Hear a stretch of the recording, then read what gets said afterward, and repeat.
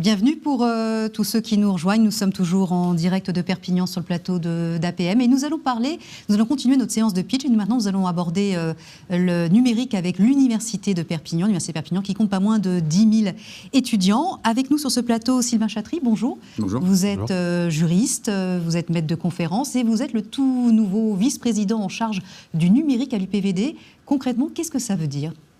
Ça veut dire qu'on veut mener à l'UPVD une vraie stratégie numérique, tant sur la recherche que sur la formation, que dans les partenariats que l'on veut développer avec les entreprises du secteur et avec les apprenants aussi qui veulent développer des projets.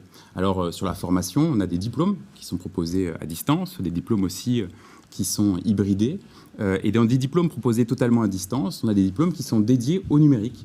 Par exemple, on a un DU marketing digital. On a également un DU droit du numérique. Comment ? Amende, c'est ça ? À Perpignan, mais totalement à distance. D'accord. Et un DU aussi droit du numérique qui est proposé en langue française, en langue anglaise, complètement à distance et qui peut être proposé à tout professionnel, juriste ou non juriste, qui souhaite développer son activité, son entreprise. D'accord. Concrètement, ça s'adresse à quel type d'étudiants ? Les étudiants qui sont de Perpignan, des étudiants qui sont ailleurs À la fois aux étudiants perpignanais, en complément de leur formation initiale. Ils peuvent être juristes, ils suivent une formation à la fac de droit, ils peuvent être à l'IAE, ils suivent une formation en économie, dans des disciplines ou des spécialités particulières. Et on peut leur apporter une coloration numérique pour donner un plus dans leur formation. Et puis, on s'adresse aussi aux étudiants en formation continue, à ces professionnels qui veulent se développer dans le numérique et qui veulent en savoir plus sur l'encadrement juridique ou sur la manière de communiquer digitalement. Ça bouge tout le temps, le droit numérique, concrètement. Il faut se mettre à la page un peu en permanence. On s'adapte. On essaye, nous, en tant que juristes universitaires, on essaye de proposer, d'examiner, d'analyser, mais surtout, au stade de la formation, on essaye de clarifier pour faire en sorte que ça puisse être mis en pratique le plus facilement possible. Il faut avoir une formation de juriste de base et ensuite s'orienter vers les métiers du numérique. Alors, il faut avoir une formation effectivement de juriste pour faire du droit du numérique et pour pouvoir se développer une activité de conseil en droit du numérique, mais tout entrepreneur qui souhaiterait se lancer peut aussi avoir cette base de cadre juridique en matière numérique, puis après être conseillé, être assisté dans le cadre du développement de son activité. Qu'est-ce qu'il est important de maîtriser aujourd'hui en droit du numérique quand on est entrepreneur ? Alors, il faut effectivement maîtriser l'écosystème. Alors, il n'y a pas que du droit, il y a aussi l'économie du numérique, tout l'écosystème. Et s'agissant du droit plus particulièrement, maîtriser les règles qui sont des règles qui s'appliquent dans le monde réel, mais qui s'appliquent également. On dit souvent qu'il y a un vide juridique dans le numérique. Il y a un certain nombre de règles qui s'appliquent également dans le numérique. Et donc, maîtriser ces règles, notamment en matière de données, ce développement de l'ouverture des données et la prolifération du recueil des données personnelles également. Là, on est sur un enjeu fort et notamment le diplôme l'évoque particulièrement. À l'Université de Perpignan, on est un peu en pointe sur ce secteur, sur ce domaine du droit numérique. Alors, on est en pointe sur, si on sort du droit numérique, on est en pointe sur l'accompagnement numérique, l'accompagnement pédagogique numérique, puisqu'on a développé des outils comme des robots, le robot Miro notamment, qui est un robot qui permet d'automatiser tout en personnalisant l'accompagnement de l'étudiant. Alors, l'Université de Perpignan est une université à taille humaine, donc on peut déjà favoriser cet accompagnement, mais vous l'avez rappelé, 10 000 étudiants, il est difficile d'avoir systématiquement, tous les jours, un entretien individualisé, et dans le contexte actuel, effectivement, il est intéressant d'avoir des dispositifs numériques pour faciliter cet accompagnement. Un autre outil qui est Miro Translate qui permet de traduire du contenu vidéo assez facilement.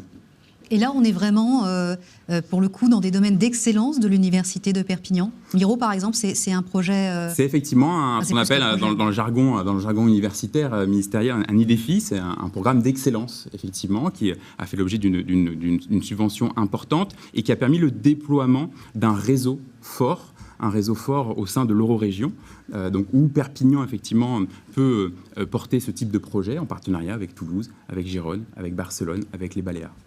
Qu'est-ce qui va caractériser cette excellence ? C'est la façon d'enseigner ? Cette excellence, c'est la façon, effectivement, d'avoir peut-être un coup d'avance sur les outils qu'on peut proposer, la possibilité, effectivement, d'expérimenter, surtout. Le but du programme Miro avait été d'expérimenter, et maintenant le but c'est d'essaimer, c'est de déployer, c'est d'appliquer appliqué à l'UPVD, mais appliqué aussi, proposé d'appliquer dans les autres universités. Et dans ce cadre-là, on porte par exemple un projet d'Eurocampus digital qui réunirait les différentes universités de l'Eurorégion. Et on mettrait à disposition nos outils et on ferait en sorte de pouvoir proposer des cours de l'université de Gérone aux étudiants de Perpignan et vice-versa. Qu'est-ce qui vous a amené, vous, en tant que juriste, à vous intéresser plus particulièrement à ce droit du numérique? Alors, il se trouve que je suis spécialisé en propriété intellectuelle. Donc toutes les questions de droit d'auteur, droit des brevets m'intéressent fortement, droit des marques. Et la question du numérique a fortement impacté cette discipline, cette spécialité. C'est pour ça que ces sujets ensuite m'ont par parallélisme intéressé fortement. Et donc j'ai pu déployer aussi une recherche dans ce domaine. Mais en matière de recherche, justement, on a par exemple un collègue économiste à l'Université de Perpignan qui participe à un contrat de recherche avec l'Université de Nîmes sur l'intelligence artificielle et l'élaboration de décisions de justice. Donc il y a aussi il y a pas que la recherche appliquée technologique, il y a aussi la réflexion dans les sciences humaines sur l'impact du numérique sur un certain nombre de sujets. Et quelles sont un peu les autres perspectives justement du numérique à l'Université de Perpignan?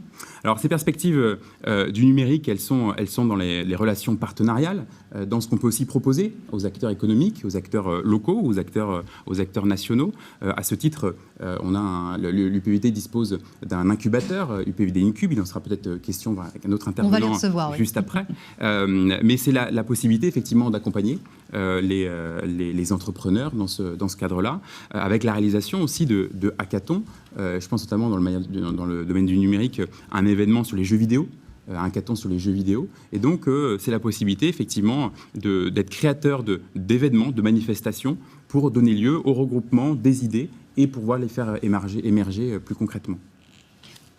Concrètement, vous avez des concurrents, en quelque sorte, qui travaillent sur le numérique, d'autres universités qui travaillent sur le droit du numérique, ou c'est quelque chose, quand même, on est aux prémices encore de cette discipline? L'Université de Perpignan, elle est positionnée sur le numérique de manière générale, pas seulement sur le numérique. Il se trouve que je suis juriste et spécialisé en partie en droit numérique, mais l'Université de Perpignan, elle est positionnée sur le numérique dans l'ensemble des aspects, je vous le disais, effectivement, recherche, formation, partenariale. Et bien évidemment, il y a d'autres universités qui sont positionnées, d'autres collègues qui sont aussi spécialisés sur ces sujets, avec un fort intérêt, parce qu'il se trouve que, alors en matière juridique, si on reste sur le droit, il se trouve que le numérique impacte l'ensemble des branches du droit, l'ensemble des matières, et donc nécessairement, ça sollicite l'ensemble des collègues en la matière. La maîtrise du numérique, c'est quelque chose d'essentiel aujourd'hui ?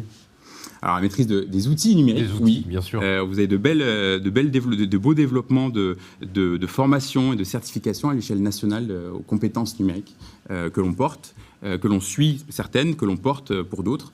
Et donc, effectivement, c'est un sujet d'avenir et qui commence d'ailleurs le plus tôt possible, que ce soit dès l'école primaire, en collège, au lycée et bien évidemment à l'université. Et c'est un secteur d'avenir pour vos étudiants, qu'ils soient juristes ou que, je pense à l'IAE, des choses comme ça. Est-ce que c'est important aujourd'hui d'intégrer toutes ces notions-là? Est-ce que c'est même pas essentiel?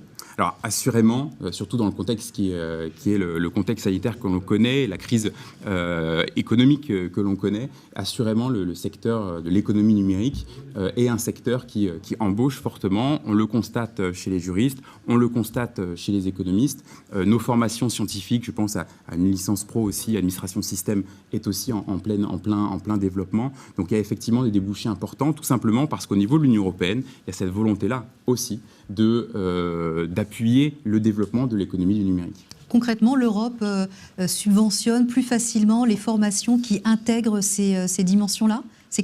Voilà, comme Miro, par exemple, il y a eu un financement européen? Oui, alors sur les projets de recherche, effectivement, alors que voilà, les projets de pédagogie innovante ou les projets de recherche, la dimension du numérique est importante, mais à l'échelon régional aussi.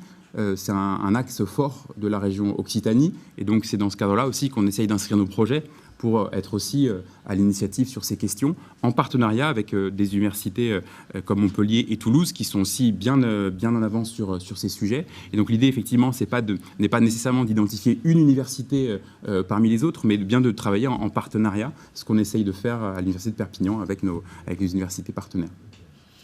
Eh ben, merci beaucoup. Merci d'avoir pitché l'Université de Perpignan plus précisément sur le domaine du numérique et du digital.